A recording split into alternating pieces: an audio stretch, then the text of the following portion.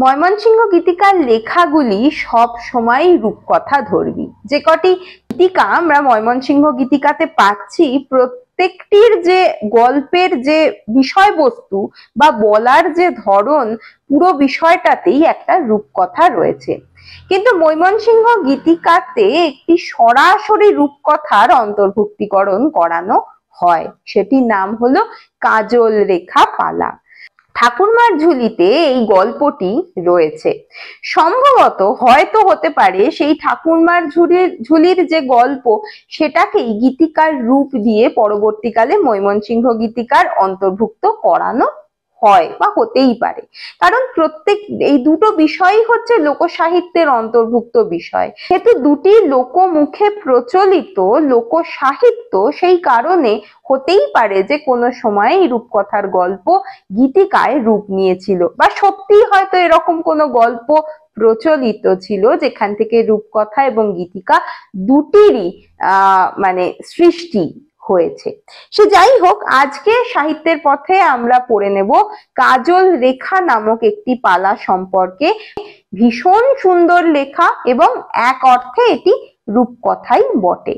তাই এই পুরো ভিডিওটি দেখার, শেষ অবধি আলোচনাটি শোনার অনুরোধ রইল।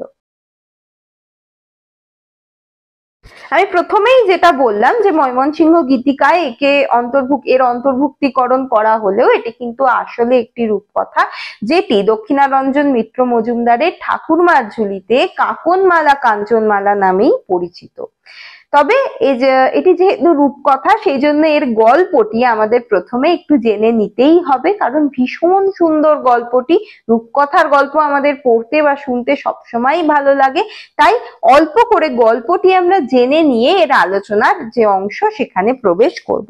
গল্পটিতে কি রয়েছে না, সওদাগরকে এক সন্ন্যাসী একটি সুখ পাখি উপহার স্বরূপ দিয়েছিলেন। সুখ পাখি কি আমরা মোটামুটি সকলেই জানি, যে আমাদের রূপকথায় প্রচলিত এক ধরনের পাখি, যে কিনা কথা বলতে পারে, এবং শুধু কথা নয়, সে ভবিষ্যৎবাণী করতে পারে এবং সে যা বলে সবটাই সত্য কথা বলে। সেই সুখ পাখির কথা মতো তার জীবন চলছিল। সেই সুখ পাখি এক অদ্ভুত কথা বলে। এই যে সওদাগরের একটি মাত্র মেয়ে ছিল, যার নাম কাজল রেখা। সেই কাজল রেখার নাকি মৃত স্বামীর সঙ্গে বিয়ে হবে। এবার অদৃষ্টের যে লিখন, তাকে খণ্ডাবে কে?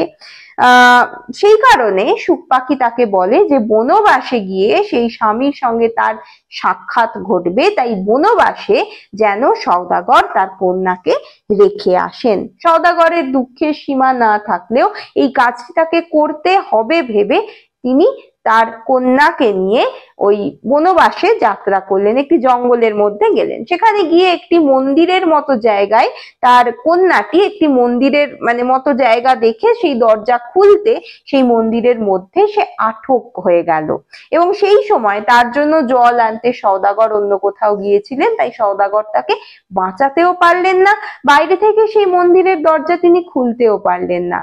এই কন্যা দেখলো যে তার সেই যে পরিত্যক্ত মন্দির, তার মধ্যে এক ছেলে, একটি রাজপুত্র শুয়ে রয়েছে, যার গোটা শরীর সূচবিদ্ধ, এমনকি চোখ দুটোতেও সূচবিদ্ধ হয়ে রয়েছে। সে চোখে কিছুই দেখতে পাচ্ছে না এবং সম্ভবত সে মৃত। ওই অবস্থায় তার বাবা কিন্তু তাকে রেখে চলে আসে। তার বাবা বলেন যে তার নাকি এটাই অদৃষ্ট এবং এটাই হওয়ার ছিল, তাই ওই বনের মধ্যে তাকে রেখে চলে আসেন। এবং এই সময় যখন সে প্রচন্ড রকমের দ্বিধাগ্রস্ত হয়ে পড়ে কাজল রেখা, তখন আর এক সন্ন্যাসী তাকে বাঁচায়।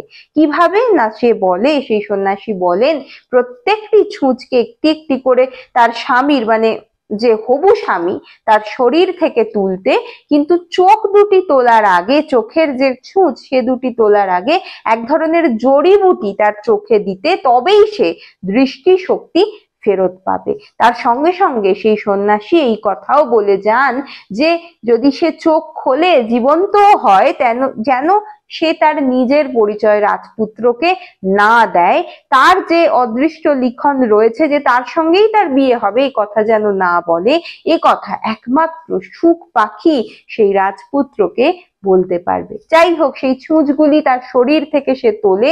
চোখের ছুঁচ দুটি তোলার আগে তার একটি দাসী সেই কাজে তার সঙ্গে কাজে নিযুক্ত হয়, যাকে ওই সওদাগর রাস্তায় দেখে পাঠিয়েছিল, তার মায়ের সঙ্গে সে যাচ্ছিল। কাকন দিয়ে কিনেছিল বলে তার নাম এই যে কাজল রেখা সে দিয়েছিল কাকনমালা। সেই কাকনমালা তার ওই কে মানে এই রাজকন্যা বলেই, সওদাগর কন্যা বলেন যে তুমি ওই চোখে ওষুধ দিয়ে দৃষ্টি ফেরাও। যখন সে চোখে ওষুধ দিয়ে দৃষ্টি ফেরায় তখন রাজপুত্র জেগে ওঠে, জেগে উঠে কাকনমালাকে দেখতে পায়। কাকনমালা সম্পূর্ণভাবে ভোল বদল করে বলে, আমি হচ্ছি রাজকন্যা এবং ওই যে মেয়েটি রয়েছে তাকে আমি দাসী হিসেবে কাকন দিয়ে কিনেছি, তাই তার নাম কাকনমালা। এবার কাজল রেখা তো বলতেই পারবে না যে সে আসলে কে, কারণ সন্ন্যাসীর বারণ আছে, তাই এই পুরো বিষয়টি সে মেনে নেয়। তাদের সঙ্গে তাদের মানে যে পরিবার, যাদের যে রাজপুরী, সেখানে সে যায়। কাকনমালা, নকল কাকনমালা মানে কাকনমালা যে, তার সঙ্গে রাজপুত্রের বিয়ে হয় এবং তার বাড়িতে দাসী বৃত্তি করতে থাকে, আসলে যে বউ হওয়ার উপযুক্ত। রাজপুত্রের কিন্তু বিভিন্নভাবে সন্দেহ হতে থাকে যে আসলে যে দাসী তার হাবভাবের মধ্যে রানী সুলভ বিষয় রয়েছে, কিন্তু যে আসলে তার রানী, তার যে হাবভাব, তার যে চয়েস, সেগুলির মধ্যে কিন্তু আসলে রয়েছে দাসী সুলভ মনোবৃত্তি।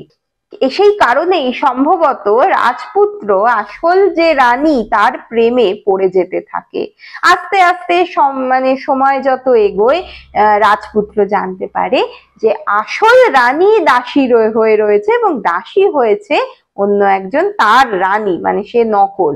এই কথা সে জানতে পারে অবশ্যই সুখ পাখির মুখ থেকে, কিন্তু অনেকখানি সময় পরে। তার মধ্যিখানে সে ওই তার যে আসল রানী, মানে যে ওখানে দাসী সেজে রয়েছে, তাকে বনবাসে পাঠিয়ে দেয়। বিভিন্ন রকম ঘটনা ঘটে, কিন্তু শেষে গিয়ে সত্যের জয় হয়। আমরা মোটামুটি রূপকথার এই প্যাটার্নটা সকলেই জানি। দু একটা প্যাটার্ন ছাড়া এখানে রাজপুত্রের রাজকন্যাকে আহরণ করার কথা নেই, এখানে কোনো রাজপুরীতে কোনো ঘুমন্ত রাজপুরীর কথা নেই, এসব কিচ্ছু নেই। যা আছে কাজল রেখার কাহিনী রয়েছে। কথাগুলি কিন্তু এরকম কেবলমাত্র নারী চরিত্র কেন্দ্রিক হয় না, যে কারণেই গীতিকাতে কাজল রেখা স্থান করে নিয়েছে। কারণ আমরা জানি যে গীতিকাতে নারী চরিত্রেরই জয় জয়কার, সেই কারণেই সম্ভবত কাজল রেখা রূপকথা হয়েও গীতিকা হয়ে উঠতে পেরেছে। তাছাড়া এই কাজল রেখার যে গীতিকার যে গড়ন, সেখানে আমরা যদি খেয়াল করি দেখব পুরোটাই কিন্তু এরকম গীতিকার আকারে বা কাব্য আকারে লেখা হয়নি। এর মধ্যে মধ্যে গল্পকেও অন্তর্ভুক্ত করা হয়েছে, যেন গল্প বলে কবিতা বলা হচ্ছে, এটা কিন্তু গান গীত করা হচ্ছে। এই বিষয়টা কিন্তু একদম নতুন কাজল রেখা পালার মধ্যে। আমরা এই যে গল্পটা, এই কাজল রেখার এই যে কাহিনী, সেখান থেকে বেশ কিছু গুরুত্বপূর্ণ জিনিস জানতে পারি যে নিয়তির গতিকে কেউ কিন্তু হার মানাতে পারে না। কোনো কার্যকারণ সূত্রে কিন্তু জীবন বাঁধা থাকে, তার বাইরে আমরা কখনোই যেতে পারি না। সেই জন্য ভুল করলেও সাজা কিন্তু শেষ পর্যন্ত দাসীকে পেতেই হলো, এবং যে কিনা প্রথম থেকে লড়াই করেছে জয় কিন্তু তারই হলো। তাই এই কাহিনীর মধ্যে বহু রকমের অতিবাস্তবতা বা অবাস্তবতা থাকলেও আমরা এই কাহিনীকে মেনে নিই। তার কারণ এর সঙ্গে ভাগ্য বিড়ম্বিত সমাজের প্রত্যেক নরনারীর জীবনের কোনো না কোনো কাহিনী অংশে কিন্তু এই কাহিনীর কোনো না কোনো রূপ হয়তো আমরা কখনো গিয়ে পেয়েছি। প্রত্যেকেই নিজের জীবনের ভাগ্য বিড়ম্বনার কথা স্মরণ করে সান্ত্বনা লাভ করতে পারেন এই কবিতার মাধ্যমে। সব থেকে গুরুত্বপূর্ণ বিষয় হলো কাজল রেখা চরিত্রটি সামান্যভাবে চরিত্রটি রচিত হয়েছে। সে একটি ধনী বাড়ির মেয়ে হওয়া সত্ত্বেও সে কিন্তু নিজের আত্মশক্তিতে মানে একদম সবল থেকেছে, সে কিন্তু অটল থেকেছে, সে কিন্তু নিজের শক্তি যে কতখানি এই বিষয় সম্পর্কে সচেতন। সেই কারণে কখনো আমরা তাকে হার মানতে দেখি না, এবং হার মানতে দেখি না বলেই এই দৃঢ়বদ্ধ চরিত্রটি আমাদের মনে সুন্দরভাবে আঁকা রয়ে যায়। আমরা দেখতে পাই এই অপরূপ সহিষ্ণুতায় কতখানি মহিমাময় হয়ে উঠতে পেরেছে কাজল রেখা নামক চরিত্রটি। এবং গীতিকার যে নারী চরিত্র তার সঙ্গে যে রূপকথার নারী চরিত্র, তার মধ্যে খুব একটা অমিল কিন্তু আমরা পাই না। হ্যাঁ, আমি আগে বললাম যে রূপকথা শুধুমাত্র নারী কেন্দ্রিক হয় না, সেদিক থেকে দেখতে গেলে সত্যি এটি অসাধারণ। আর কিন্তু নারী চরিত্রের যে বৈশিষ্ট্য সেগুলি একই রকম থাকে। সেই কারণে মলুয়া, মহুয়া, তারপরে কাজল রেখা, তারপরে আরেকটি হচ্ছে ওই যে শঙ্খমালা, এই যে চরিত্রগুলি, এগুলির মধ্যে আমরা প্রচুর মিল পেয়ে থাকি। তাছাড়া রূপকথার আমি যে আলোচনা করেছিলাম আমার চ্যানেলে, সেখানে আমি বলেছিলাম সেটি কেবলমাত্র শিশু পাঠ্য বিষয় নয়, এর মধ্যে কিন্তু রূপক থাকে, জীবনের বৈশিষ্ট্য থাকে। এই গীতিকা যেহেতু রূপকথার উপরেই দাঁড়িয়ে রয়েছে, তাই এখানেও আমরা কিন্তু সেই রূপক অর্থ পাচ্ছি। কোথায় না, এই যে রাজার পুত্র বা যেই কিনা ওইখানে মৃত অবস্থায় পড়েছিল, আমরা গল্পে সুখ পাখির মুখে জানতে পাচ্ছি সে জন্মেই সে মৃত হয়ে যায় এবং তার বাবা তাকে গোটা শরীরে ছুঁচ বিদ্ধ করে ওই মন্দিরে শুইয়ে রাখে, কিন্তু দেবতার বরে সে তার বয়স কিন্তু বাড়তে থাকে। এই যে ছুঁচ বিদ্ধ করা, এবং প্রত্যেকটি ছুঁচকে রাজকন্যা বা এই আমাদের কাজল রেখা যখন তুলে তুলে ফেলছে, তার মধ্যে দিয়ে তাকে আস্তে আস্তে প্রত্যেকটি রোগ থেকে মুক্ত করছে, এই বিষয়টা আমরা কিন্তু বুঝতে পারি। সেই দিক থেকে এটির একটি বিশাল বড় রূপক রয়েছে। একটি সমাজ মানে সমাজের এক বিশাল রূপও আমরা এখানে দেখতে পাই। যে আগেকার দিনে কুলীন ব্রাহ্মণের যে মৃত যে মানুষ, প্রায় মৃত মানুষ, তাদের সঙ্গে মেয়েদের বিয়ে দেওয়া হতো। এই দিকটাও কিন্তু আমরা সমাজের দেখতে পাচ্ছি, যে এক মৃতপ্রায় মানুষের সঙ্গে তার বাবা তার কাছে ওই মেয়েকে ছেড়ে রেখে দিয়ে চলে যাচ্ছেন বিয়ে দেওয়ার নাম করে। সমাজের এই রূপটা আমরা এই গীতিকার মাধ্যমে বা রূপকথার মাধ্যমে তুলে ধরতে পারছি। কাজল রেখা কেবলমাত্র আত্মশক্তির ওপরে নির্ভর করে নিজের উদ্দেশ্যকে সাধন করেছে। এদিক থেকে বিচার করতে গেলে কাজল রেখার কাহিনীর যে কাব্যগুণ, তা অনেকাংশে অনেক গীতিকাতেই আমরা কিন্তু পাই না। কারণ এই যে স্বামীকে বাঁচিয়ে তুলে তার সঙ্গ যে সে লাভ করেছে, এই যে একক শক্তি, এই বিষয়টা সত্যি খুব গুরুত্বপূর্ণ। আর অন্যান্য গীতিকার ক্ষেত্রে অনেকাংশেই আমরা দেখি যে নারী চরিত্রের মৃত্যু ঘটছে, কিন্তু এখানে কিন্তু সত্যের জয় হয়েছে বলে আমরা দেখতে পাই। যে সুখ পাখি, সেও কিন্তু আমাদের এই কাহিনীর রূপক। সেই সুখ পাখি হলো আমাদের জীবনের সেই লক্ষ্য। সুখ পাখি চাইলেই কিন্তু প্রথমেই কিন্তু গল্পটি মানে তার জীবনের কাহিনী রাজপুত্রকে বলে দিতে পারতো, তাহলে সে তাকে বনবাসে আর দ্বিতীয়বার পাঠাতো না, তাও বললো না। এই সুখ পাখির অর্থ সেবা, ধৈর্য, সংযম এবং নিঃস্বার্থভাবে ভিতর থেকে রাজপুত্রের মনকে জয় করা। এই যে বিষয়টা, এটাই হচ্ছে এই কাজল রেখা গল্পের সুখ পাখি।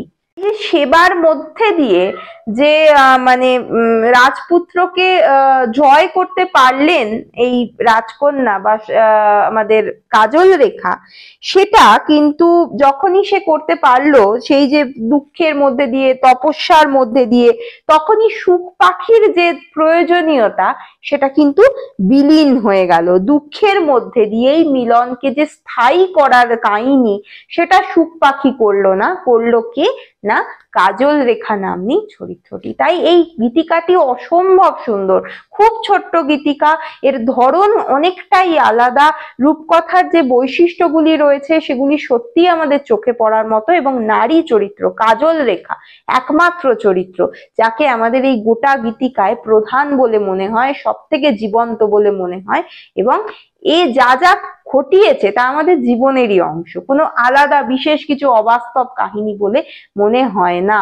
এই যে স্থৈর্য, সংযম, তপস্যা, এই বিষয়টাই এই গীতিকা বা এই রূপকথার মূল উপজীব্য। আশা করি কাজল লেখা পালা আমি বোঝাতে পেরেছি। খুব সুন্দর একটি লেখা।